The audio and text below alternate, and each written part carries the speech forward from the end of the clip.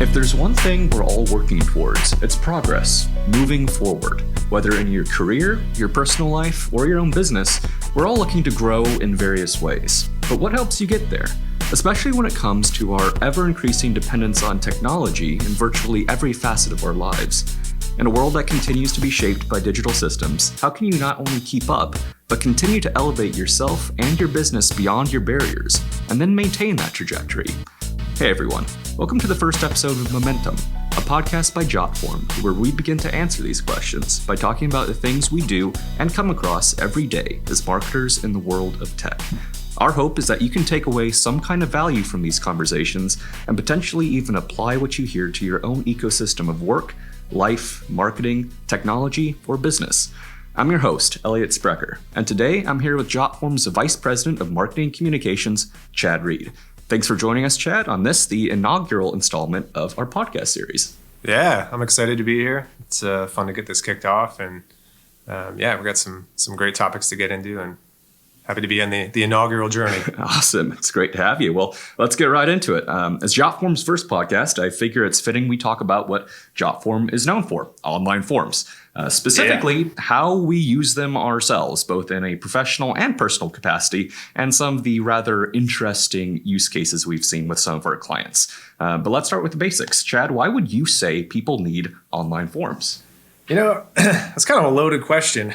It is, purposely. Because people need online forms for different reasons. And if you look at Jotform's users, they're really spread across the board in terms of why they need why they need online forms. But I think in the general sense is people need information collected, and they need that information organized and sorted and accessible for when they need it later. And that's why they need online forms. But I think you can make a case for, they need to replace paper workflows, or they need to create efficiency in their systems. So that's why they need online forms. They need online forms because it makes their life productive, and it gets rid of waste, and it makes their data accessible. So right. I don't think a lot of people realize how many touch points online are through online forms. Like so many websites you go to, almost anything you do on the internet it has an online form involved somewhere, especially if you're paying for anything or collecting info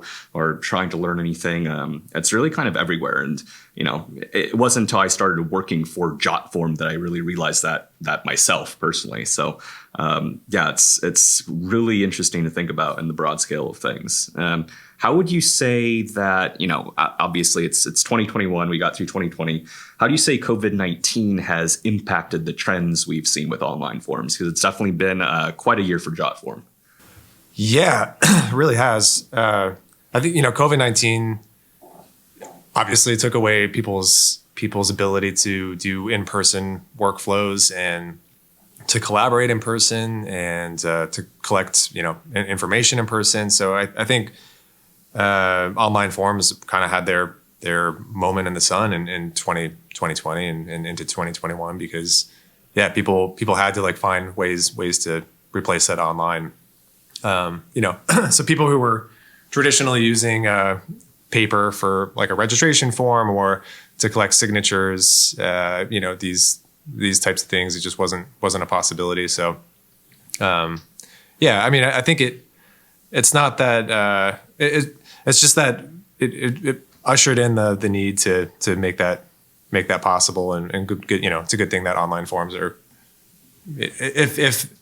I'll restate this. If it was 20 years ago and this pandemic had hit, I don't think people would have had a much more difficult time being able to work remotely. Obviously, with all the lack of tools, and online forms are just a way to keep people working, I guess. Yeah, I think if a small business didn't have online forms before COVID-19, they really needed online forms to stay in business once COVID-19 started, more so than any time before. You want to talk a little bit about HIPAA compliance and our coronavirus responder program that we kicked off in 2020. I know that's been good for us. Yeah, I mean, Jotform is really well positioned as well as any company was going to be during COVID-19. Partly as a couple years ago, we launched HIPAA compliance for online forms that enables healthcare practices to be able to collect patient information, or any organization to collect patient information through Jotform forms. So if it's medical history forms or bill pay or prescription refill forms. So, Jotform already served that purpose. It just became exponentially so during COVID-19, especially as practices were moving online and moving to telehealth, and they needed a way to be able to do that. So, and our response to that was to launch the COVID Responder Program, which was incredibly almost a year ago that we launched the program. But the program is basically a way to offer free, unlimited HIPAA compliant accounts to people who are on the front lines, doing what they can to combat COVID-19 in whatever capacity. So if that's healthcare providers, serving people who are affected, or if it's nonprofits who are, doing good in their community in wake of COVID-19. We kind of cast a pretty broad umbrella for that. But yeah, we've had a lot of applicants and users accepted into the program who are taking advantage of those free accounts. And it's something we're really proud of and just happy to see. It's kind of amazing to see, like, there's actually organizations doing really, really incredible things in the wake of this global catastrophe, and we're happy to be a part of kind of what they're doing. Yeah. Yeah, we have some pretty cool use cases that you guys can always check out in our blog, but it's definitely one of the more rewarding aspects of this job, I would say, is, sensing that we're actually doing some good and enabling these people and these organizations in these communities to go out and help others, which is pretty cool, considering the difficult times that the world is facing. And as you said, Jotform is well positioned for it, so it's good to be able to spread that. It's funny because you jumped in to the listeners. Elliot joined the company and. Right in the middle of the pandemic, or actually, I shouldn't say if it's in the middle of the pandemic. It could be in the. Who knows how long it's going to be? It would be great if it's the middle of the pandemic. Hopefully, it's not the very beginning. But the Jotform, as far as you know, it is basically a pandemic tool. Because pretty much joined during the summer when it was kind of in its when it was really raging, and you joined as effectively a remote employee. This is a rare instance where we're seeing each other in person after, and again, to the listeners, yes, we get testing, or we get tested, and which is why we don't do this very often. Right. I still haven't met most of my coworkers, FYI, but I look forward to someday, maybe. Yeah. So let's pivot this to how we use online forms here actually at Jotform. Let's talk about what we know. So you want to talk a little bit about how we use online forms internally in a professional capacity? Yeah, we use it all. I mean, obviously we use it a lot. If there are forms on our website, that's clearly like a point where we're using Jotform. That's just the visible, consumer facing forms. So if you look at our enterprise sales page, like our sales lead form goes to our team there. That's obviously powered by Jotform. And then, if there's like request or contact forms, if you browse our blog and you want to get a hold of an author, those are Jotform forms that lead directly to the author and everything like that. But internally, we use it personally, I use it a lot. And it was kind of a funny way to get acquainted with the product. At first, I kind of looked at it as wonder how I can trying to creatively think of ways to use Jotform. And now it just comes to me because I use Jotform honestly on a daily basis, that it's how can this process be made easier by using Jotform. Or I just have it in my brain that it's going to make this easier for me somehow. I just need to create a form and get to it. So a lot of our requests, we work really asynchronously with a lot of our global offices, and that means a lot of email, and that means a lot of inbox clutter and long emails. Kind of, and then once it comes in your email, what do you do from it from that point? How do you take action upon it? If you want to put it into a project management system, which we use a couple, you have to manually do that. Well, if you're using a Jotform request form, and you have that information routed to like your Asana account or Trello account. We use both. That's a different podcast discussion. But, we'll get to that one. But it makes the process really, really easy. So we have request forms for almost every specific task within the marketing department. We have like design requests and copywriting requests. Use that and, one a lot. Content requests if we want a specific blog post written, video request for our video team, and they populate different project boards, and that kind of keeps our engine kind of going, and Jotform is like really, really critical to that. And furthermore, it's not just that it goes to the project management system, but I love the fact that it sends me an alert, whenever, I have the mobile app. So it's kind of great. If it's over the weekend, if it's during the evening, like I get that ping that there's a request coming in. I don't know if that's healthy or not, but you can always turn it off. Yeah, I can turn it off if it bothers me. Yeah. But no, it's invaluable to our productivity. So I'd say that's probably one of the key ones. Yeah, I remember even when I was onboarding, you suggested that I use Jotform, use our own product whenever I could, and in as many instances as I could. Not only just to get used to it, but also just because it's a helpful tool. And I was like, well, okay, this is kind of a thing you tell new hires to get more familiar. But as I started to use it, it's actually super helpful tool. And this is a shameless plug for our own product, of course, but it can do a lot of different things, and it can help streamline a lot of workflows. So I use those request forms pretty much on the daily when I need to request copy or graphic design or anything like that. It's cool how it integrates. And we do use our own product a lot, which I think makes us very genuine spokespersons for it. But totally. I would say I'm a power user. For sure. I really am. And it's not just us. It's not just employees. Like I think one of the things I realized early on working at Jotform, when I started really digging into some of our user accounts and had these conversations with a lot of our users, which I've had the pleasure of doing quite a bit over the years between interviews and case studies and whatnot. But like the power users of Jotform, there's not one type of form that they created. I mean, usually there's an entry point, there's a need that they had, that prompted them to create the Jotform account and that fulfill a very specific need. But once they're in, they really branch out. They came in because they needed an application form, but then they realized, I can probably do this with it, and I can probably do that with it, and then all of a sudden they've found their way to a paid plan, and then that opened up the gates as far as how many forms they can create, and then it just becomes a system for which they truly depend on. And I'm definitely in that same boat of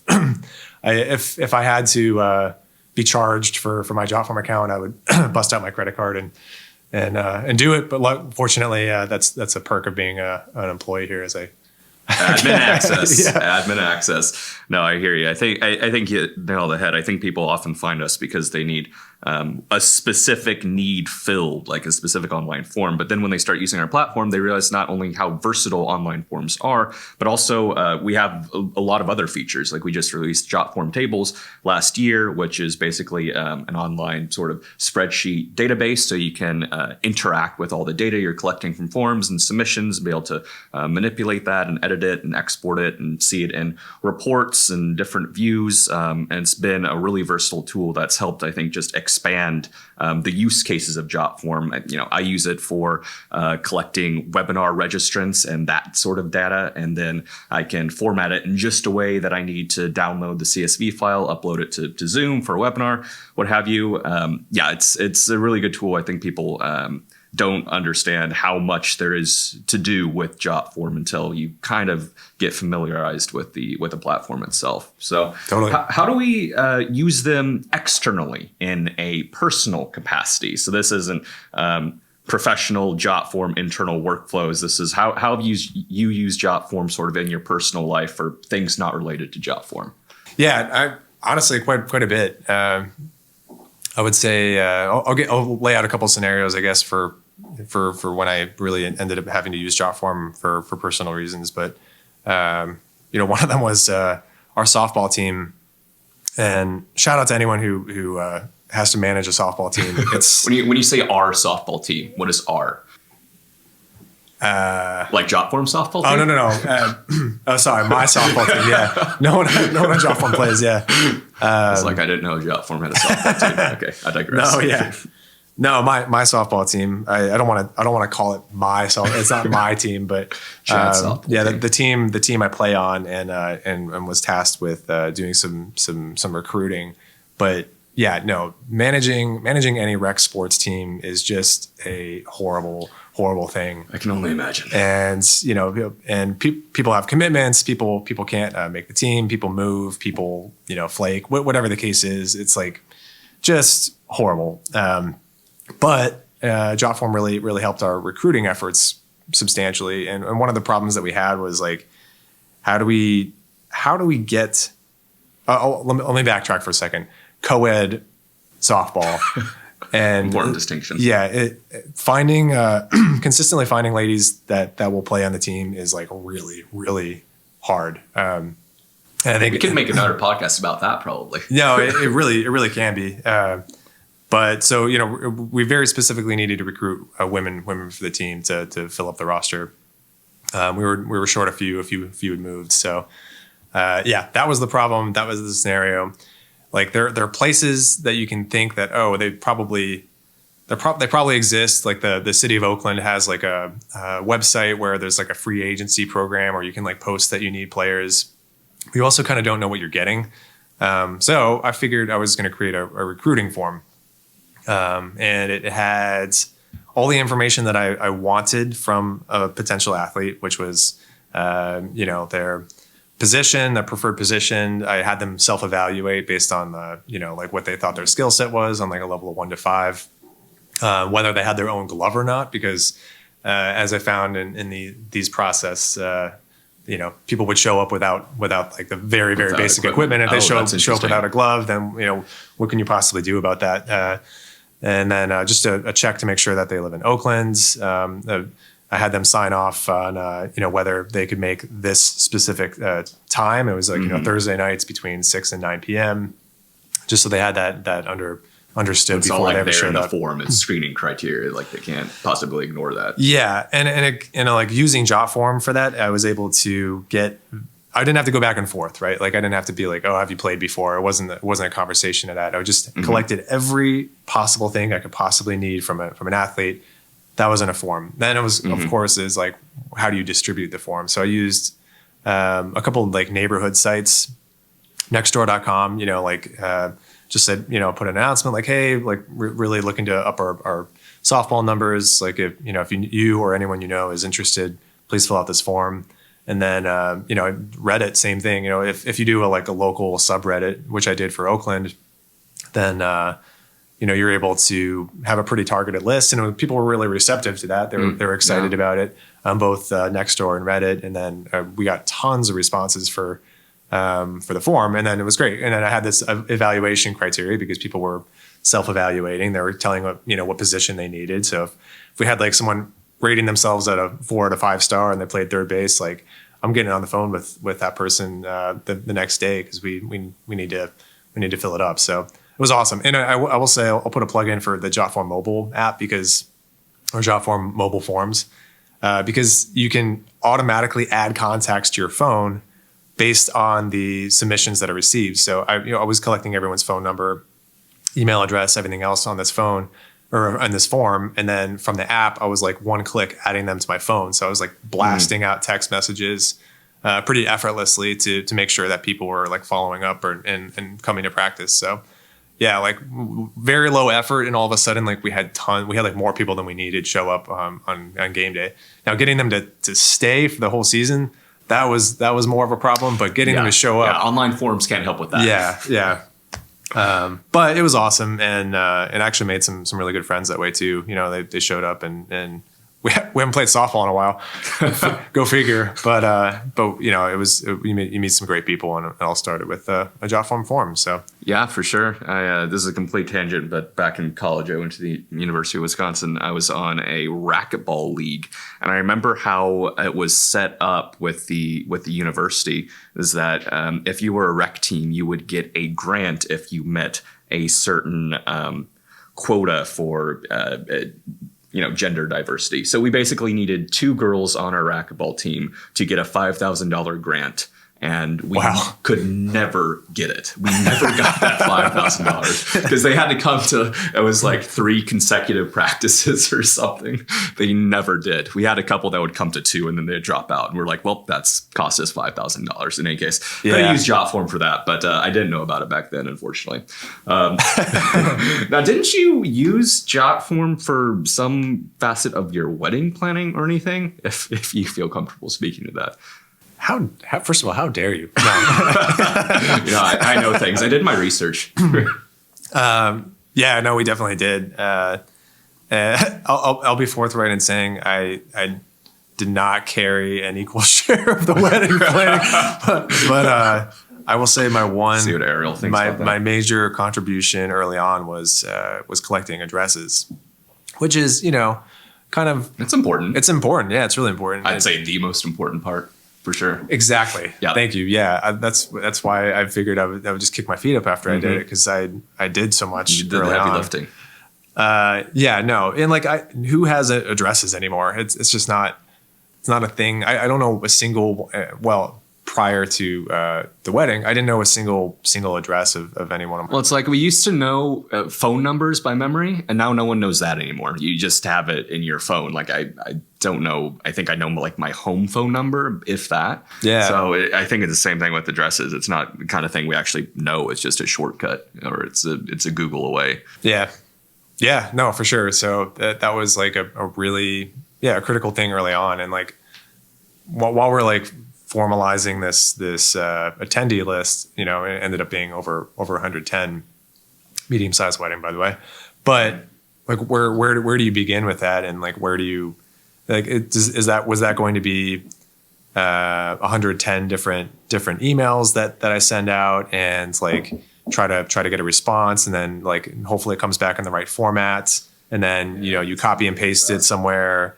Like it wasn't going to work, and I knew right away like, oh, this is going to be a Jotform use case. So I created just a simple address form, and then used that to send it to through whatever medium that I had a touch point with. Like I didn't even have everyone's email address, but I might have their Facebook Sure. profile or Instagram or something like that. So, but the good thing is like, using a form for that it becomes like it's just a funnel, right? Like imagine a funnel, like you're catching information from everywhere else, but you need it in one central place.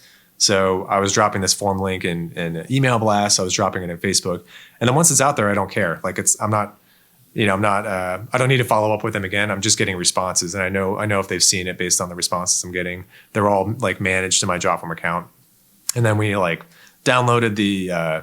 Once we had all the addresses, we downloaded it as a CSV, uploaded it into Zola, and then we have an invitation system like pretty set and pretty squared away. And like a simple step, but it saved us a ton of time, a ton of headache, and it just kept things organized from the get-go because we had a form that took me 45 seconds to create. Right. And it was perfect. Yeah, I think it's worth mentioning how easy it is to spread and share an online form. From Jotform, I think when people think of online forms, they have to navigate to a website. It's something that's embedded, what have you. But it's super easy just to share a link, like you said, on Reddit or on any social media site or any platform, and direct people straight to the form. It's really easy to get a lot of people on board that way, and that's a valuable part of it. And it's great that you essentially turned your wedding into excellent marketing for Jotform and spreading its awareness to those 110 people. So well done there. Yeah. I got so many people responding back like, of course you use Jotform for this. I was like yeah. But I swear it's actually good. Yeah. So that's a good segue to kind of what I want to talk about next, and which is online forms as branding opportunities. Now, we sort of talked about this even initially, like when I was brought on board sort of as the marketing team, is forms are touch points, and often one of the very first touch points that customers have with with an organization online. Usually you have to fill out something to get information, whether it's being subscribed to their newsletter, putting down some sort of payment, or entering information about yourself to get some sort of curated service. But online forms are a vital part of branding for a company. And I don't think a lot of people necessarily think of them that way. But again, if you think of going to a site and filtering and entering information, you're probably going to be using an online form, and it would behoove any organization, any brand to make sure that online form is good branding for them.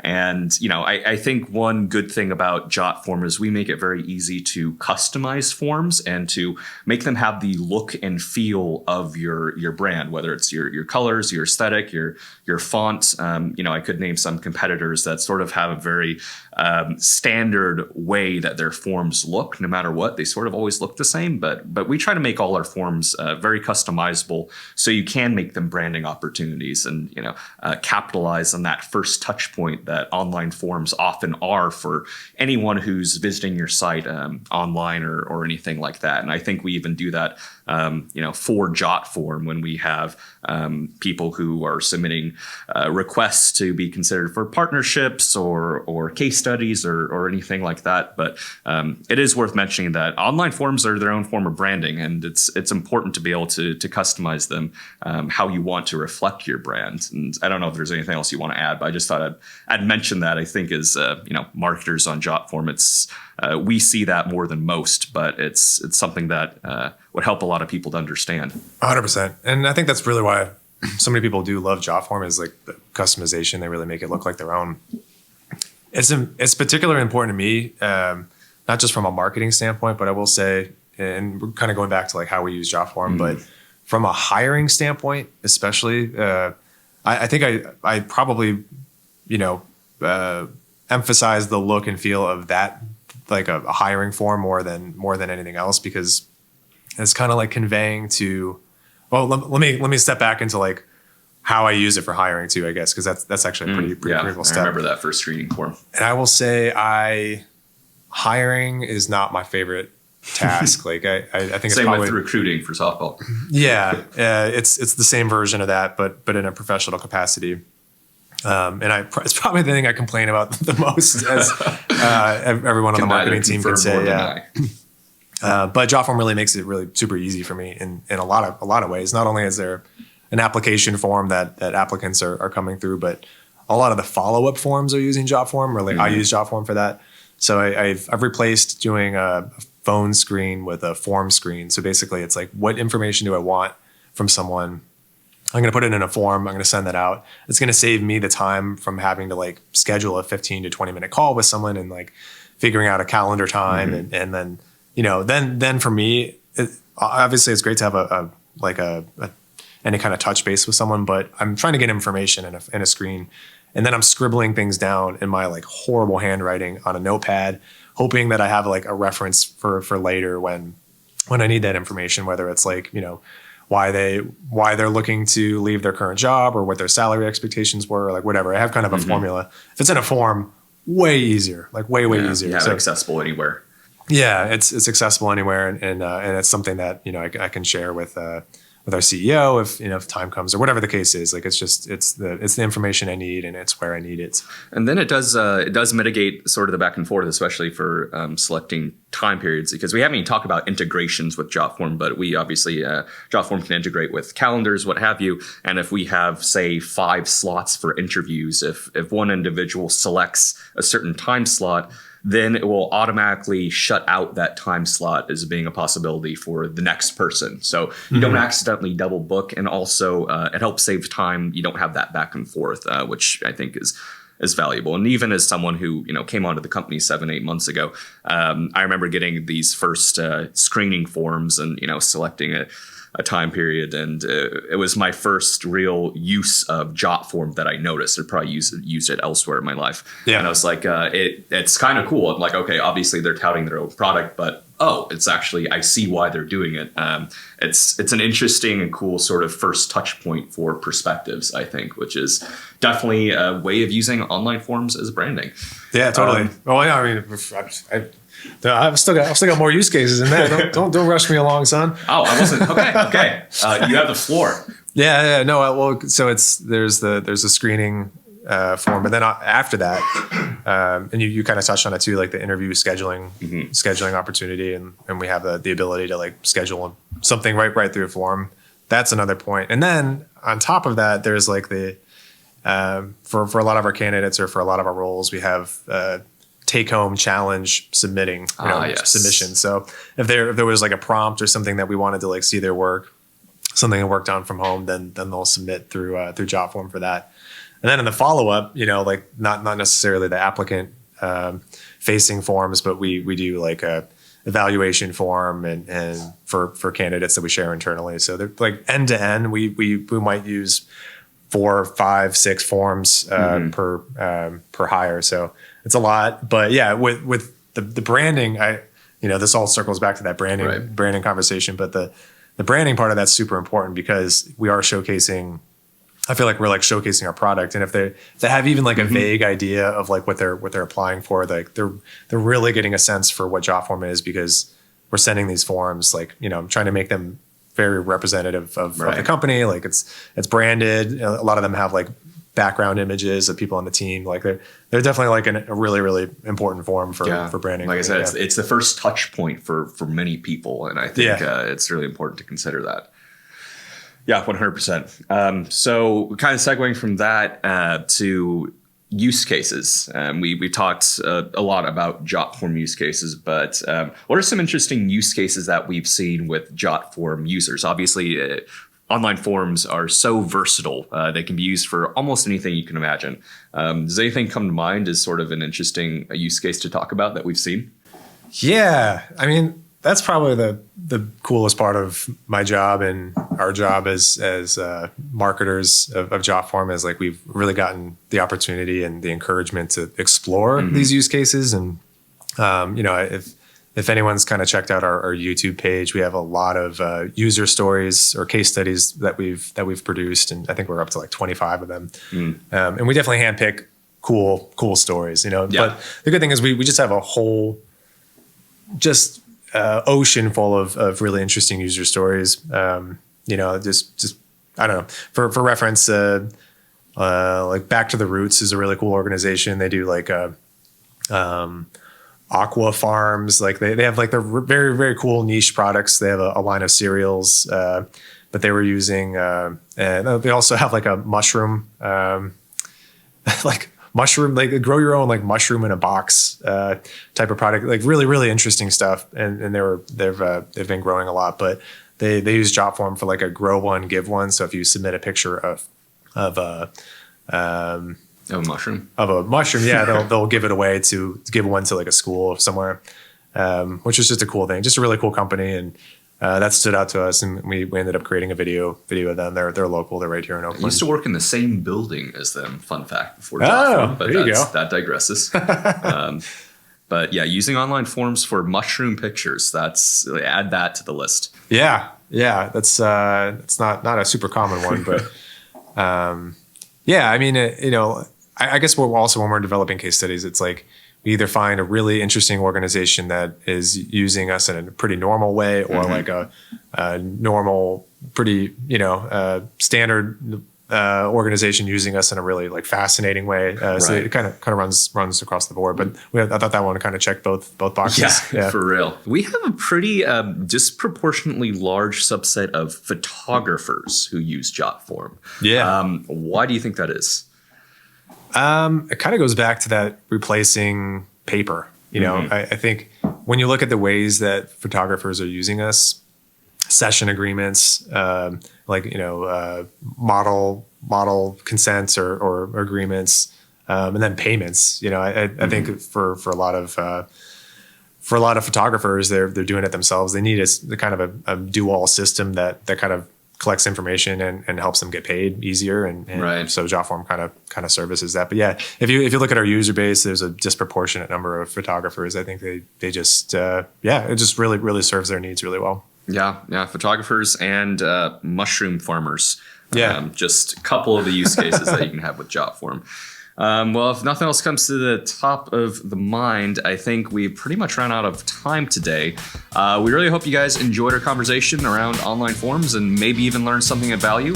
Be sure to join us next time when we will probably be talking about work from home etiquette, which is a big one these days. Thank you so much, Chad, for joining us, and take care, guys. We'll see you next time. Sounds good. Momentum. Yeah, thanks for having me.